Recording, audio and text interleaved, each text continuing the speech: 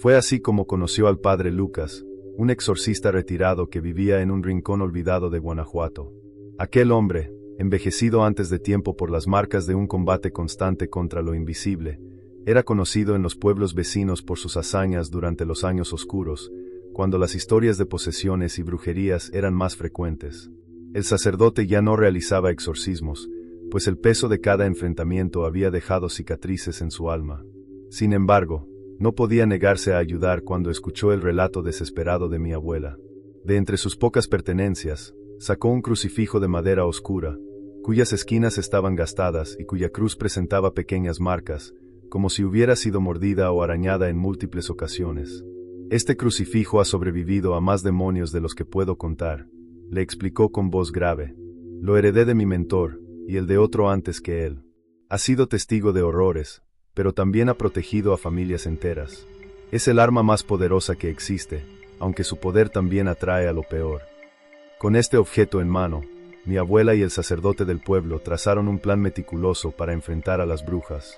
Eligieron el cementerio, un lugar donde la presencia de los muertos podría actuar como un escudo natural contra las energías malignas. A medianoche, cuando la luna iluminaba apenas las lápidas, comenzó el ritual.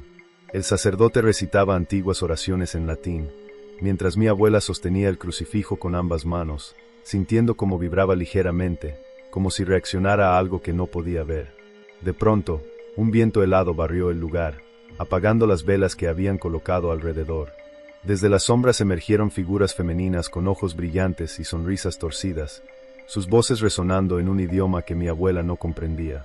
Fue entonces cuando el padre Lucas lanzó agua bendita hacia ellas, y las criaturas retrocedieron con gritos que desgarraban el aire.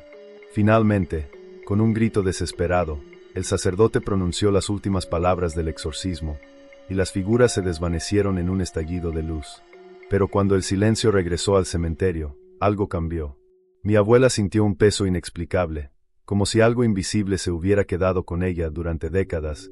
Ella guardó el crucifijo en una caja de madera sellada con cera, enterrándola entre sus pertenencias más secretas. Cada vez que alguien preguntaba sobre aquella caja, su rostro se tensaba, y su mirada parecía perderse en un pasado que nunca quiso compartir.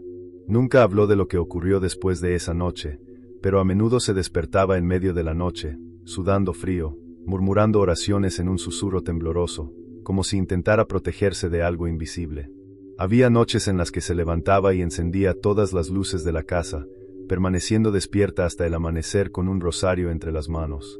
Solo dejó una instrucción clara: cuando muriera, el crucifijo debía ser guardado lejos de la familia, en un lugar donde nadie pudiera encontrarlo.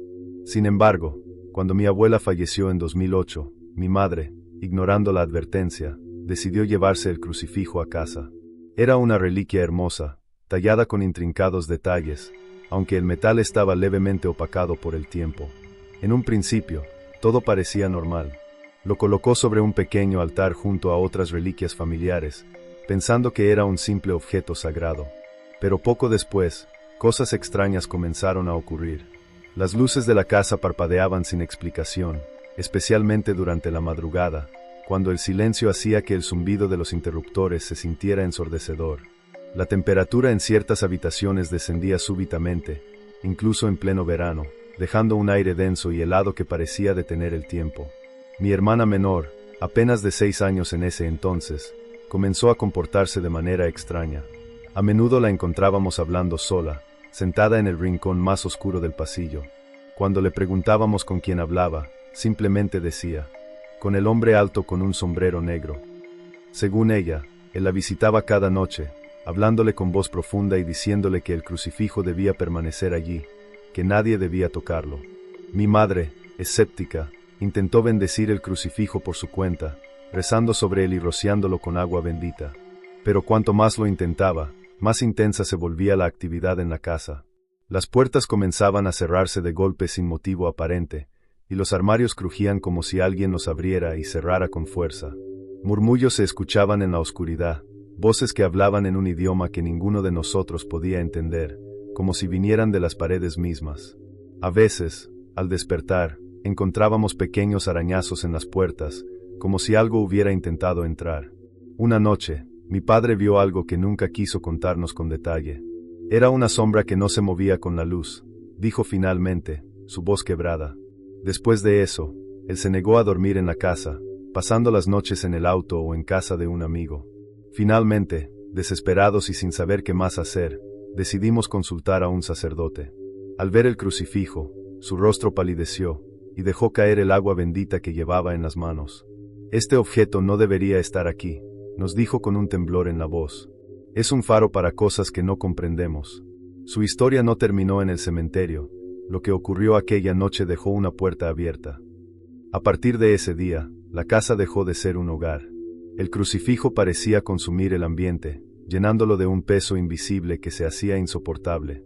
Las sombras ya no solo estaban en los rincones, sino que parecían acechar detrás de nosotros, incluso en los espejos.